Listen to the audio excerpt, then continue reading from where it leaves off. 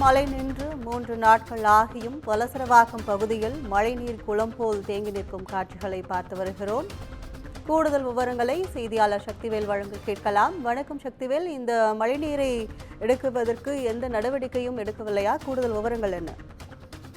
நிச்சயமாக வணக்கம் கற்பகம். கடந்த சில தினங்களுக்கு முன்பு பெய்த கனமழையின் காரணமாக வலசரவாக்கத்தில் மழை நின்று 3 நாட்களுக்கு மேலாகியும் அப்பகுதியில் குளம் போல் தேங்கி இருக்கும் மழை நீரால் அப்பகுதி மக்கள் பாதிக்கப்பட்டுள்ளனர்.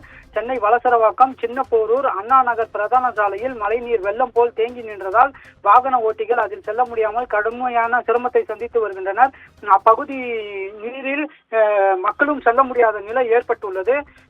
குறிப்பாக மாநகராட்சி சார்பில் வெள்ள நீரை வெளியேற்றுவதற்கான பல்வேறு முயற்சிகளையும் செய்து வருகின்றனர். இருந்த போதிலும் அப்பகுதி மிகவும் தாழ்வான பகுதி என்பதால் அந்த மழை நீர் அப்பகுதியில் தேங்கி இருப்பதால் வாகன ஓட்டிகள் மற்றும் பாதசாரிகள் நடந்து செல்ல முடியாத நிலை ஏற்பட்டுள்ளது. குறிப்பாக அந்த மழை நீர் சாலைக்கு 2 அடிக்கு மேலே தேங்கி உள்ளது.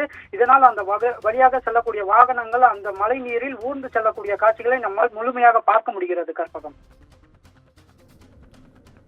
விவரங்களுக்கு நன்றி சக்திவேல்.